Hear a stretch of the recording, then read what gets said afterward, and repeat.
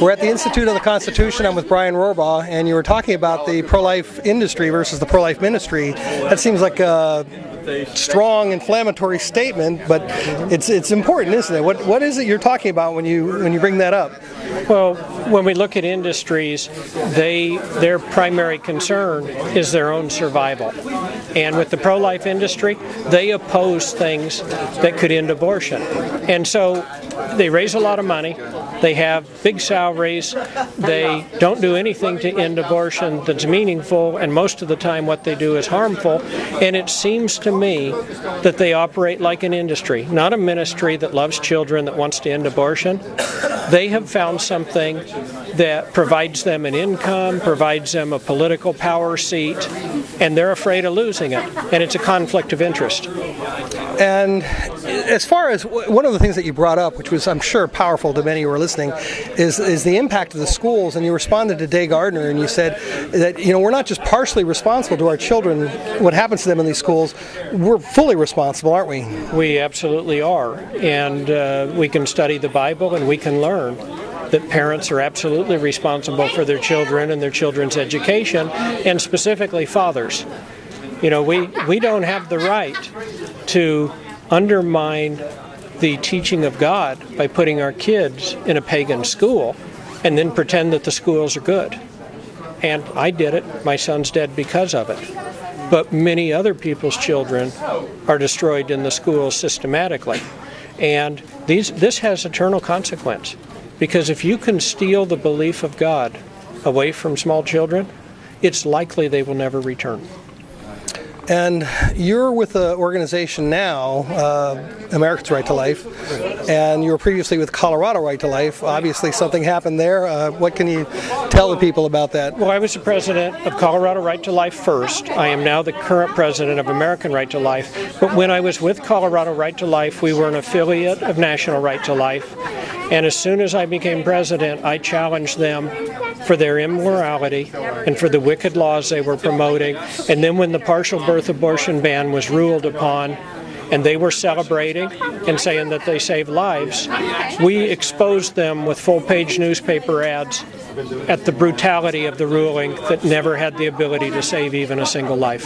The partial birth abortion ban was a waste of a lot of money and time, wasn't it? It was a distraction. It raised $250 million for these people and never had the authority to give legal protection to even one baby, not one. Now, as far as another topic that you discussed was, and then you can kill the baby, which of course you were saying that Bob Enyart had brought that up. What's significant about that? If a law ends with, and then you can kill the baby, it's a bad law. It's significant because it gives us a quick way to assess proposed legislation. You don't need to spend a lot of time listening to lawyers. If it ends with, and then you can kill the baby, it's a bad law. So Roe versus Wade, that ends with, and then you can kill the baby. Now that's a ruling, not a law.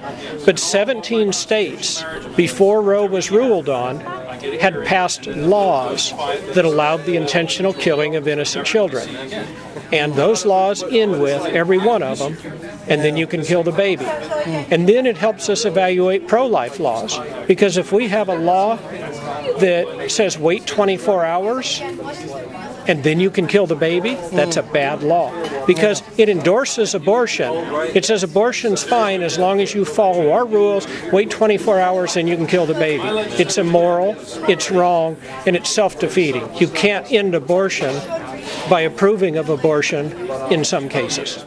There are a lot of people out there who talk about life of the mother, and they make pro-lifers seem as if they're just not very kind, that we don't care about women, right. We want to see women die, and the life of the mother issue comes up all the time. What can you tell people about that? Well, here's the real principle behind it.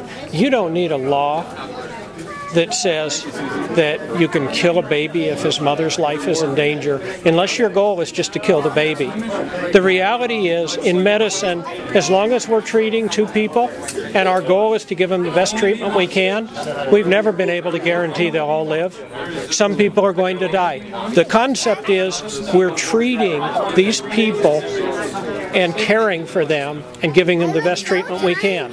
Sometimes a mother will die, sometimes a baby will die, but as long as our goal is not to intentionally kill the baby, but to give them the best medical treatment we have the ability to, that's moral. That doesn't require an exception in law. You only need an exception when you're doing something wrong and you're intentionally killing an innocent person. Gotcha.